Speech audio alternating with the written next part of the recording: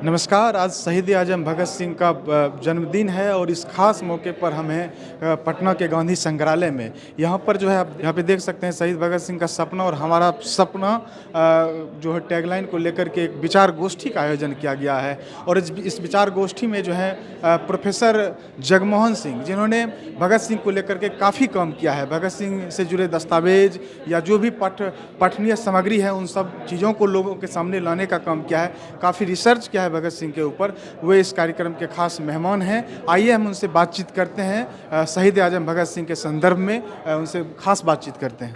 मैं ये समझता हूँ कि हमने भगत सिंह को सिर्फ सुना है जी, उसको समझा नहीं है जी, तो वो समझने की कोशिश कर रहे हैं जी, क्योंकि हर चीज़ एक संदर्भ में है।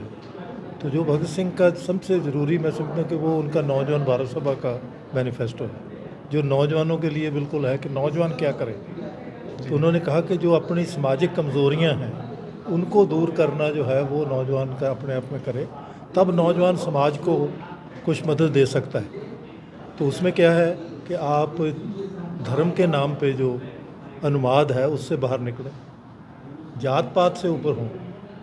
और तीसरी बात है कि मतलब लिंग भेद नहीं होना चाहिए जी, लड़के लड़कियों की बराबर हिस्सेदारी होनी चाहिए। उनका कहना भी है कि जब लड़के लड़कियां बराबर की हिस्सेदारी करेंगे तो वो एक आज़ादी का युग शुरू होगा। जी, तो चौथी बात जो उन्होंने कही वो है कि मतलब नौजवानों को सोचना कैसे चाहिए कि आपको जो भी हो रहा है उसकी बात किसी से नहीं, उसका कारण ढूंढें। जी, अगर आप बीमार हैं तो आप उसका कारण ढूंढेंगे तो फिर ठीक हो जाएंगे। जी, डॉक्टर भी यही करता है।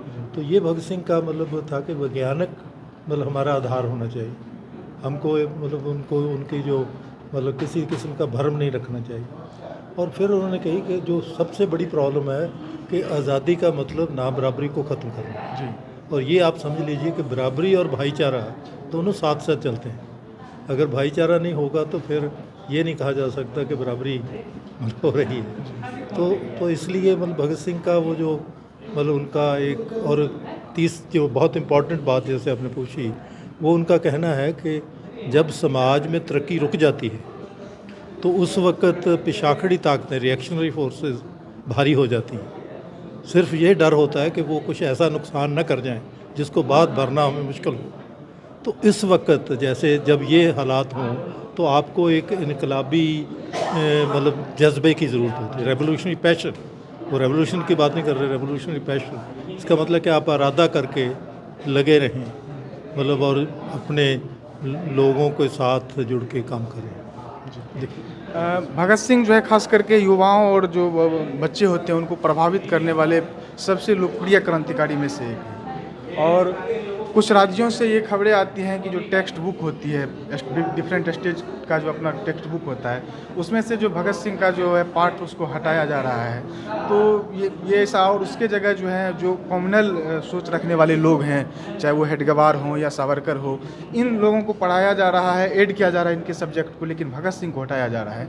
इसको आप किस रूप में देखते हैं? मैं समझता हूँ कि यही वो चाल है कि जिससे लोगों को और नौजवानों को कम से कम अपने इतिहास से जो स्वय विश्वास मिलता है। अब भगत सिंह क्यों प्रिय है, क्यों लोग प्रेम करते हैं? क्योंकि उसने एक विश्वास पैदा किया और उसने वो कुर्बानी करके दिखाया। जी, और इसीलिए उनका था कि मतलब मेरा फांसी लगना जो है वो ज़्यादा बड़ा काम करेगा। अगर कहीं मुझे बंदिश में डाल दिया तो कल मैं भी क्या होऊंगा। उन्होंने देखा इतिहास में, लेकिन वो जो प्यार है, मैंने ये प्रश्न मेरे मन में भी था कि भगत सिंह कहीं मुझे तो नहीं बड़ा लगता, मेरा रिश्तेदार मेरा मामा है। जी, तो मैंने ये नलिनी किशोर गुहा बहुत पुराने रेवोल्यूशनरी थे, अरबिंदो के साथ उन्होंने अनुशीलन समिति बनाई थी। तो मैंने उनसे पूछा क्योंकि हम मिर्ज़ापुर में मिले, मैंने कहा कि भी आप भी आए हैं तो भगत सिंह में क्या वो खासियत है। मगर कुर्बानी की बात करें तो बंगाल के बहुत कुर्बानी की है, इंटेलेक्चुअलिज्म की बात करें तो बहुत। तो उन्होंने बहुत प्यारी बात कही।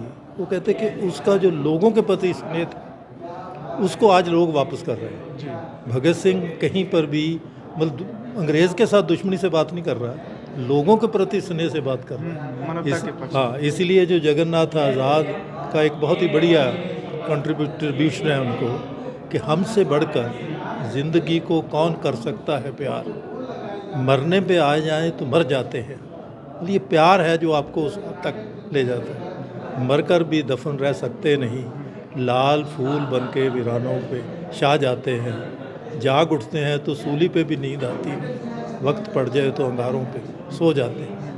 तो उन्होंने उस स्पिरिट को जगाया जो स्पिरिट सोई हुई थी। आज कल किसी का मैंने कहा कि वो जो बुत बन गए लोग थे उनमें रूह डाल रहे थे, आज उल्टा हो रहा है कि रूह निकाल के आप बुत खड़े कर रहे हैं। मतलब ये रिवर्सल है। और जो आप कह रहे हैं एजुकेशन को तो ऐसा तबाह किया जा रहा है। तो मैंने कहा कि भगत सिंह को एक और चीज़ सीख लीजिए, Bhagat Singh is a product of alternative education, कि उन्होंने एजुकेशन छोड़ी और फिर अपने आप को पढ़ा, और वो सारा ग्रुप जो है वो उस पर मिला है। एक चीज़ और, अन्य कोई महापुरुष को लेकर के वो पर जो है राष्ट्रीय या राज्य के आधार पर छुट्टियां दी जाती है, कार्यक्रम को सेलिब्रेट किया जाता है, लेकिन भगत सिंह को लेकर के सरकार की तरफ से या एडमिनिस्ट्रेशन की तरफ से भी कोई उत्साह नहीं देखने को मिलता। जैसा कि सर एक जानकारी दे दें, अभी हम आ रहे हैं यहाँ पटना में एक शहीद भगत सिंह का चौक है गांधी मैदान के समीप, शहीद आजम भगत सिंह चौक, वहाँ पे प्रतिमा लगी हुई है। अभी 1 घंटा पहले तक जो पिछले वर्ष जो माला डाली गई थी वही माला डाली हुई है, पूरा जो है वो लॉक है, गंदगी है चारों तरफ, कोई देखने वाला। AISF के कुछ छात्र जो हैं, लीडर जो है वो बहुत मसरूफ है। तो कुछ AISF के लड़के जाकर के अभी साफ सफाई किए और वहाँ जाकर के नहीं, लड़कियों की सरकारों से मत पूछिए, लीडरों से मत मांगिए। शहीदों का सम्मान होना चाहिए। नहीं, शहीदों का सम्मान हमने करना है, उनको तो जब ज़रूरत होगी तब करेंगे। अब जैसे आज की जो सबसे बड़ी खबर है कि 14 साल लगे, मतलब चंडीगढ़ के इंटरनेशनल एयरपोर्ट का नाम भगत सिंह पे करने के लिए 14 साल, मतलब हर तरह की कोशिश की गई कि इसको हटाया जाए, लेकिन लोगों का प्रेम इतना मजबूत है कि आप उसके आगे झुकना पड़ता है। तो इसीलिए है कि आप लगातार अगर सवाल उठाते रहें तो मतलब लीडर जो हैं वो उसको मानेंगे। तो इस चीज़ को समझना चाहिए। तो ये मतलब, और मैं ये कहता हूँ कि जब आपको लगता है कि भगत सिंह का अपमान हो रहा है तो शायद आपको ये बताया जा रहा है कि आपने भगत सिंह के साथ पूरा रिश्ता बना लिया है। मतलब आपको जगाया जाता है। मतलब अगर वो करें तो फिर आप कहेंगे कि मुझे करने की क्या ज़रूरत है। भगत सिंह इसीलिए नहीं होता। 1-2 सवाल और है सर।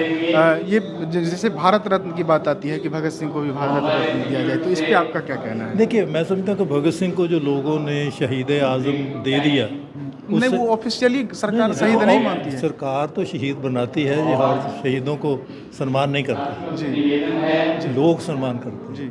मतलब इसको हमें, और इसीलिए मैं कहता हूँ अभी तक ये प्रश्न है कि शहीद नहीं कहते, अब तो इंटरनेशनल एयरपोर्ट पे शहीद भगत सिंह नाम लग गया जी।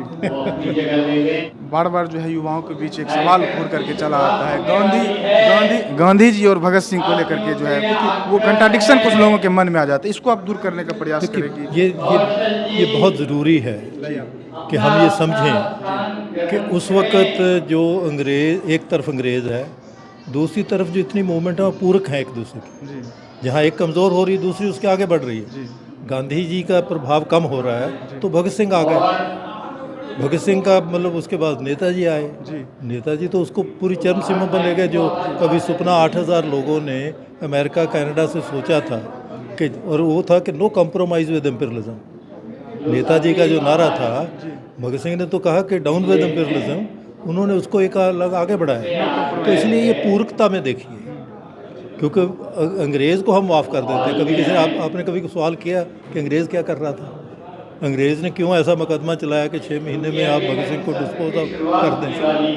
एक और अंतिम सवाल, भगत सिंह पर जो मुकदमा चला था उसको लेकर पाकिस्तान में भी या कुछ अभी बिल्कुल चल रहा है कि फिर से उसे चलाया जाए? देखिए, वो है कि वो हाई कोर्ट थी, वो लाहौर थी, पंजाब की। अब उन्होंने ये फैसला किया और वो फैसले में बहुत सी गलतियां हैं, इलीगलिटी है। अभी जो प्रश्न उठाया जा रहा है कि उसको अब रिव्यू उसी हाई कोर्ट को करना चाहिए। तो पहले था कि एक जज का, 3 जजेस का, तो इसका मतलब रिव्यू के लिए 5 जजेस का बेंच चाहिए। तो वो लोग लीगल क्वेश्चन उठा रहे हैं। चलिए सर, थैंक यू सर, बहुत बहुत धन्यवाद हमसे बातचीत करने के लिए। सर।